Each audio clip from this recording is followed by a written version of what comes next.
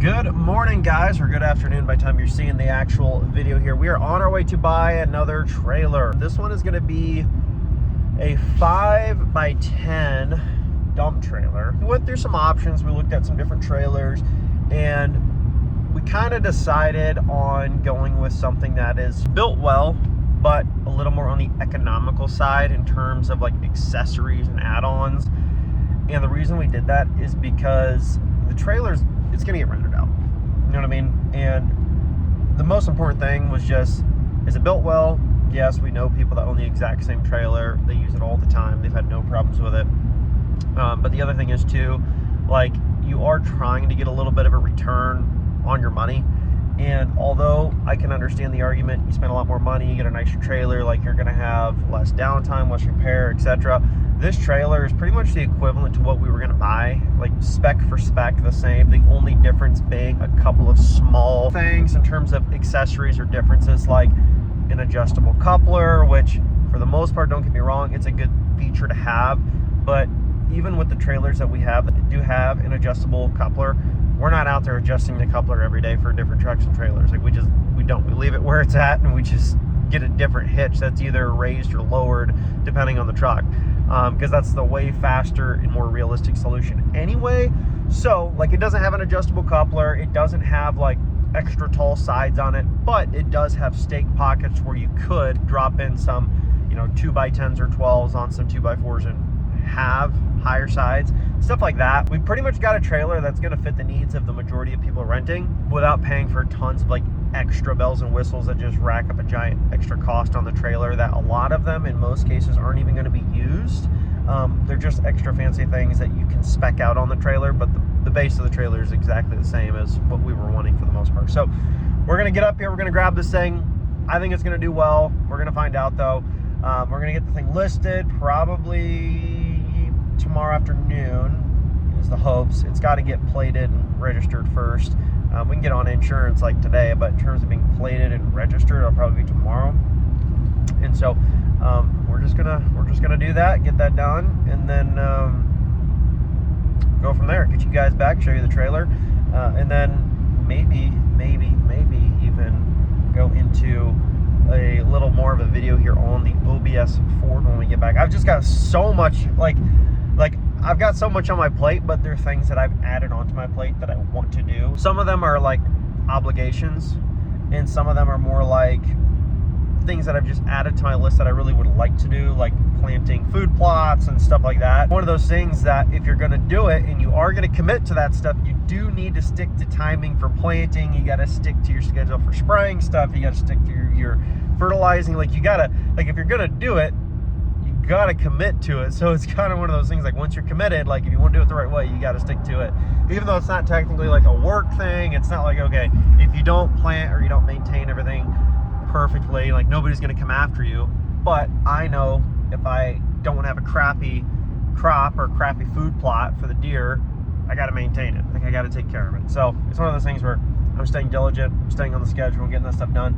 But I'm doing it on top of the other things like renting the trailers and the LMP stuff, trying to make post promotions, hop on some calls here and there, stuff like that. So it's all good. But man, we are just in a busy time right now with the trailer rental stuff expanding, new home location. It's planting and fertilizing and spraying season for the corn, beans, food plot stuff, all that stuff. So it's crunch time. But if you guys want to get entered to win the OBS 7.3 and the 97 12 valve, it's a compound turbo truck. It's so sick. The crew cab long bed 7.3 with a manual transmission. They're both absolutely nasty trucks. Like two of the most desirable pre-emissions diesel trucks, hands down. If you want to get entered for both at the exact same time, that opportunity ends tomorrow. June 15th is your last day, your last chance, and your last opportunity to get entered for two trucks at the exact same time. So don't go waiting around and then missing out on it. Tap the link in the description below or go to lmpgear.com. Anything you buy is going to get you 50 times entries towards winning both trucks, not 50 for one or 50 for the other, or your 50x entries are split in two between the trucks. No, you're getting 50x for each truck. Tap the link, grab some gear, get entered to win. Well, we're almost here. I did want to give you my fuel mileage update. That is a 3-hour trip, cruising about 70 the whole way, 24 miles per gallon. pretty crazy. It's pretty crazy. I cannot say I'm disappointed. You can see in terms of fuel consumption, I used 1/8 of a tank to drive 3 hours. It was actually 3 hours on the dot. So I'm always pretty impressed at the fuel mileage of this thing when I'm not towing. And I mean, I'm decently impressed when I am towing also. Consistently, if I'm towing a gooseneck or a car hauler with a car on it, usually if I'm hauling, give or take 10.5 in terms of weight, I get about 14, 15, so not bad. Well, we are back. We made the trip, and we did get the Griffin 7,000 pound rated 5x10 dump trailer. Now guys, why we went with this over the one that my dad already had is simply more user-friendly for the people with your everyday half tons and SUVs, stuff like that. Those Toyota Tacomas, the Chevy Colorados, F-150s, Ram 1500s, whatever else. Yes, you could have gotten a slightly bigger one for a lot of those half tons, but the majority of our people that rent our stuff either have your everyday like SUVs, Jeep Grand Cherokees, half-ton pickup trucks, and we have a handful of people that we've had that have a heavy-duty diesel truck, but not very many. So we wanted to get something that was more user-friendly that almost anybody on the spectrum of renting one of these could use, and especially hold the amount of material that most people are actually looking to haul. Because for the most part, everybody that's been contacting us about stuff, they're not doing any kind of big crazy jobs. And also the other trailer was so heavy duty that really the only people that would have wanted to rent that thing were going to want to use it for jobs that are way more heavy duty than what we would have wanted to rent it out for. So we decided to go with something more like this. Some people call it a mini dump. It's a 5x10. And we pretty much got something that for somebody that wants to haul mulch, brush out of their backyard, some firewood, pea gravel, normal driveway stones, stuff like that, this will be fine. Like the majority of people, this will be good. And also in terms of what my dad's actually going to use it for, I don't want to get firewood back around the property, I'm going to go get a load of mulch to do around some of the trees alongside the drive, stuff like that.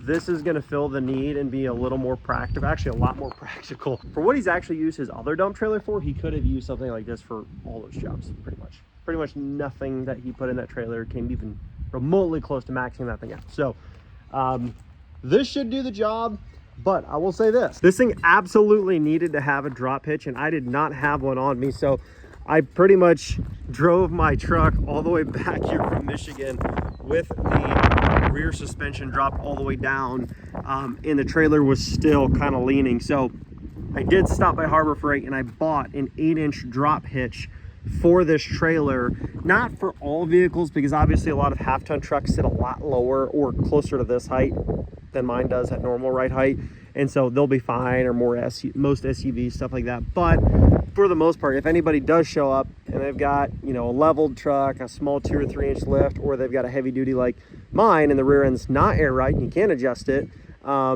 if you have a straight hitch or even like a 2-inch drop, it's not going to be enough to give it a nice safe angle. And so I did get that 8-inch drop because we've got plenty of either straight hitches like that or 2 to 4-inch drops. We don't have anything that's 6 or 8 inch.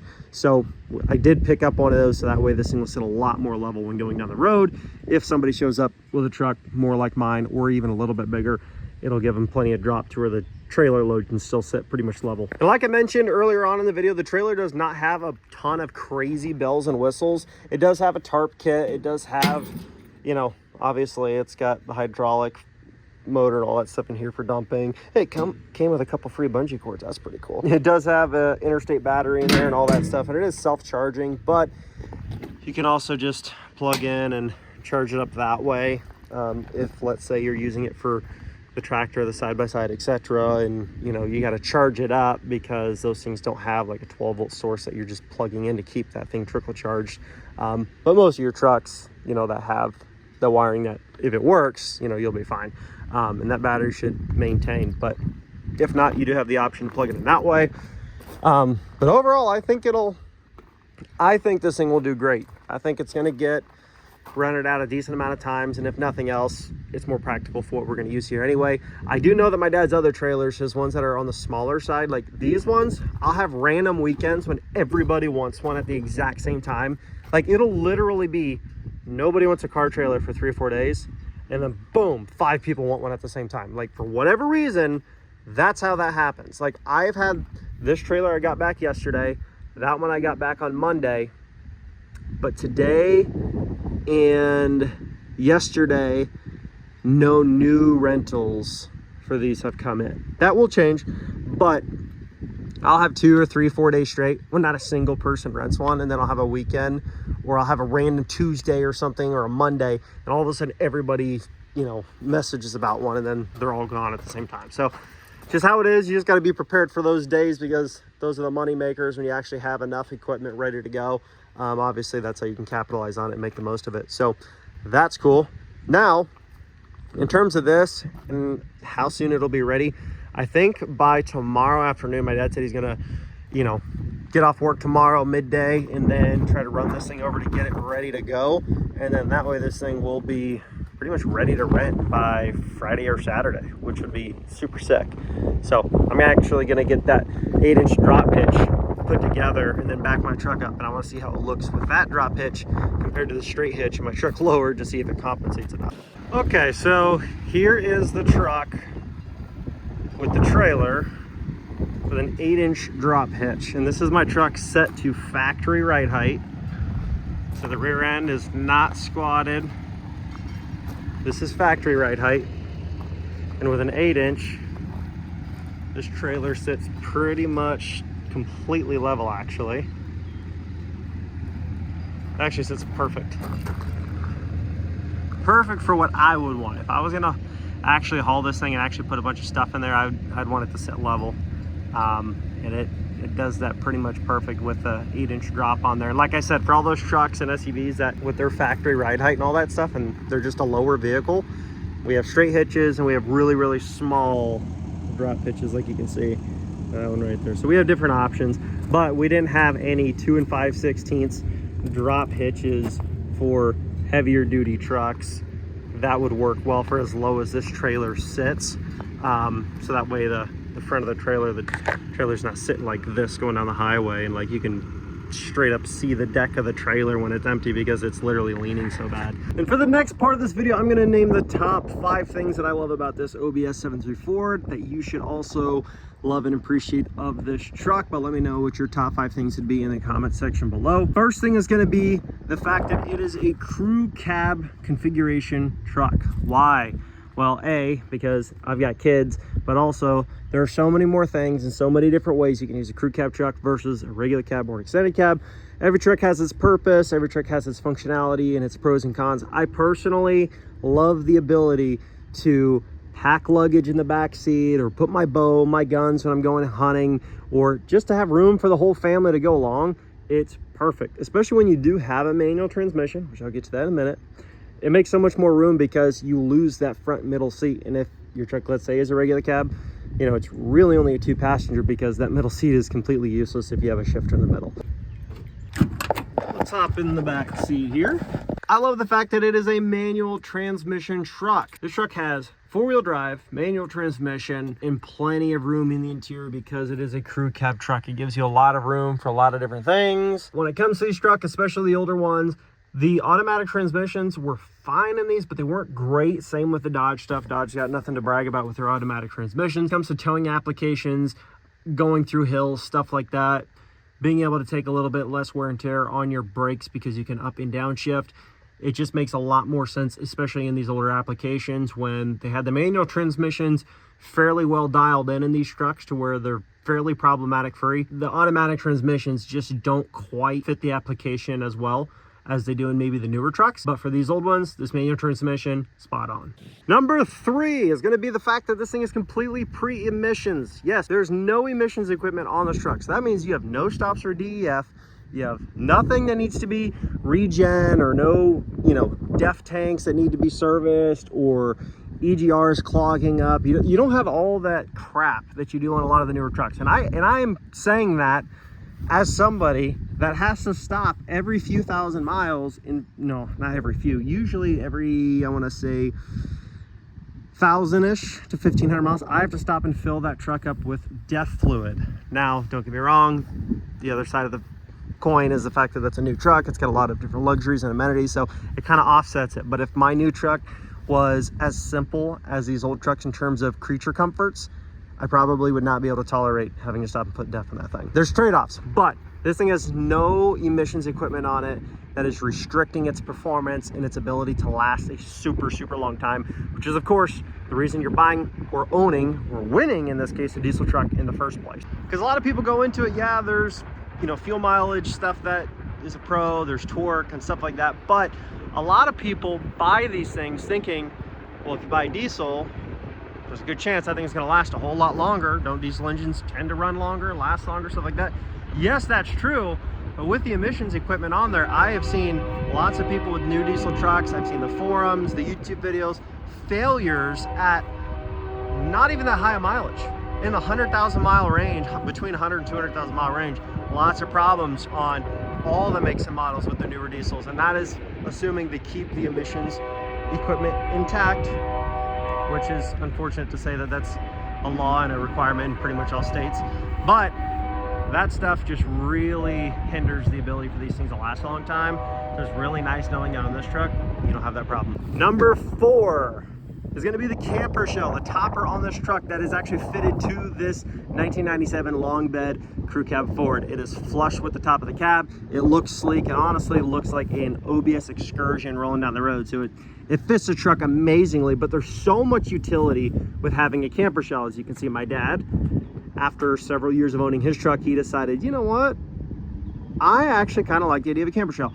And now he will never take that thing off. He uses it all the time. He's got tools he can put in there. He can put tons of luggage in there when we go on hunting trips out of state, and you got to have suitcases and bags of camo. You got guns and bows. You got, you know, coolers. You got all this stuff. It's like, don't get me wrong, I like the look of this setup, but in terms of functionality, at least 50% of the year, whether it's deer management, camping, outdoor activities in general, or if I'm going on hunting trips, there's so much gear that you cannot fit in the bed of this truck without having to fold that tonneau cover up, which then exposes it to the elements. It's easy for people to swipe if you pull up into a gas station and stuff like that.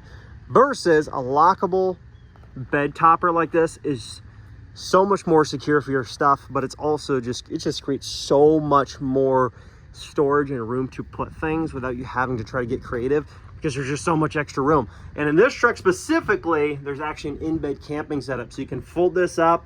There's storage for guns and bows underneath there. You can take this board, pull it out, and slide it on top here on the rails. And then you've got room for a full queen size mattress in there. You've got storage for fishing rods and guns on this side. You've got little shelving that you can slide back and forth to have like a little shelf there for like a phone charging station and stuff like that. It's actually pretty sick. Right now it's pretty much stripped down to just the framing in here, but it's super functional and there's a lot of different things you can do with it. And I personally, being somebody that hunts and travels half the year literally to just be outdoors and have all that gear, this would allow me to travel with it like this, and I can still put all my gear down in the cubbies and here, and when I get there I can pull some stuff out, set this up as a camping setup, and then when it's just me, use this side and then pull that other side, pull these boards, slide them down and put them flat. So that way I have the ability to still put my main storage and stuff in there, my guns in there, my bow can go under my bed. I mean, so many different things that I would use it for personally, which is why I've been debating ever since I bought my truck.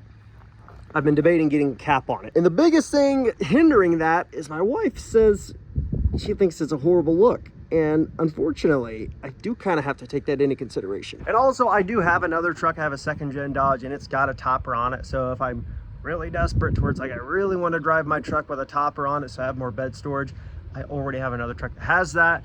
But if I didn't, I would certainly be putting one on that truck right away, because there's just so much functionality that you get with this that, trust me, even for the guys that are like, oh, I would never put a topper on a truck, put one on there. Unless you tow a gooseneck all the time, then that's a little bit different. But if you don't, and you just use your bed for normal truck bed stuff, once you go topper, you don't go back. And for number 5, it's simply going to be the nostalgia of a 7.3 PowerStroke. No, my dad did not have an OBS crew cab long bed truck, but he had the late body style 7.3 in a short bed configuration, and it was white, and it had the moldings on the side, not the same ones as this, but it had the moldings on the side, all that stuff, and it just, the sound is pretty much the exact same.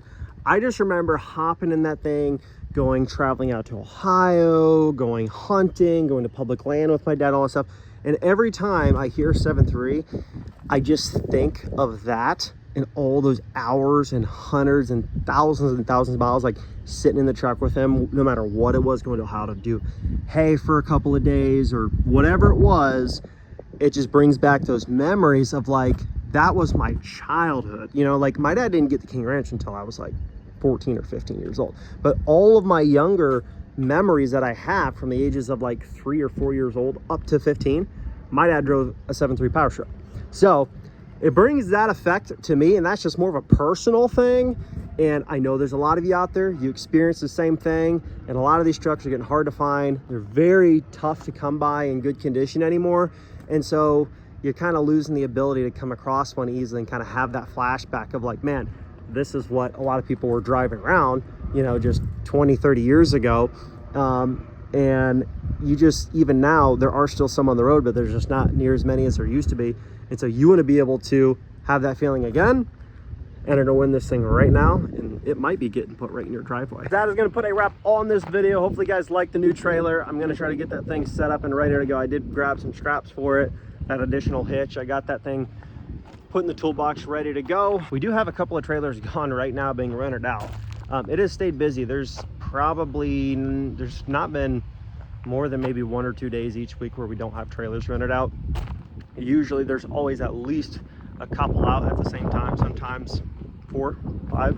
So we'll see. We're just going to keep chugging along, keep growing this thing, keep getting those Google reviews, see if we can't get some more good feedback, grow this and stay more booked, stay busier, get things running out, and just see where it takes us. Anyways, guys, thanks for watching. If you want to get entered to win this OBS Ford and the 97 12 valve dual entry is ending, I believe, tomorrow. So if you have not gotten entered to win those trucks right now, if you want to get entered for both at the same time, there's no downsides to entering for both at the same time.